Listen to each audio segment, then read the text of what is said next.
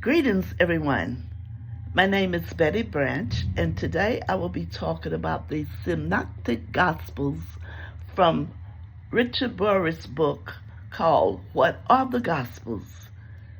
If you ever wonder what makes the Gospels unique or why they were written the way they were, well, this book will give you a clear and helpful explanation. First of all, Burridge starts by asking a simple question. What are the Gospels?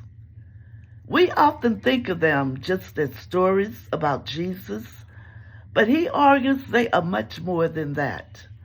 He shows that the Gospels belong in a literary form called ancient biography, which is different from modern biographies. He states that today people with modern biographies expect a full life story with psychological background and detailed personal history. But ancient biographies has a different purpose.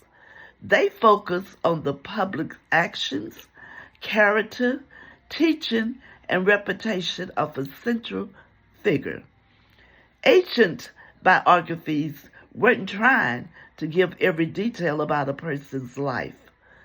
The Gospels aren't just telling us what Jesus did. They're actually showing us who he is and what his life means for us today. This chapter explains how Matthew, Mark, and Luke relate to one another and why understanding their similarities and differences matters by reading scriptures faithfully. He argues that each gospel centers almost completely on Jesus, his words, his miracles, his travels, his ministries, and especially his final days. Instead, they explain that each gospel writer chose events and teachings carefully to highlight Jesus' identity as the Messiah and the Son of God. Another important point Burridge makes is that the Gospels are not myths or purely symbolic stories. They are rooted in historical events, but the authors shaped the stories to communicate a deeper theological truth. So when we read the Gospels, we're not just reading history. We are reading history with a purpose.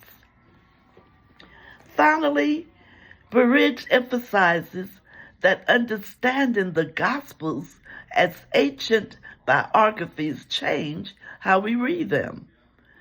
Instead of expecting a modern chronological report, we can appreciate the way the authors shape their material to communicate who Jesus is.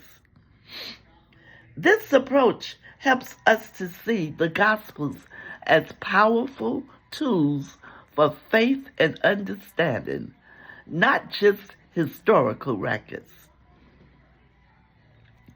So, in short, Richard Burris, Who Are the Gospels?, teaches us that the Gospels are ancient biographies that reveal Jesus' identity and his significance.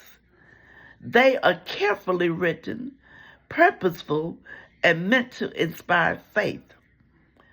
Knowing this makes reading the Gospels even more meaningful because we can now see how history and theology work together in telling the story of Jesus. Thank you for watching, and I hope this helped you to reflect more on the richness of the Gospels and the teaching of Jesus. Be blessed and stay focused. Amen.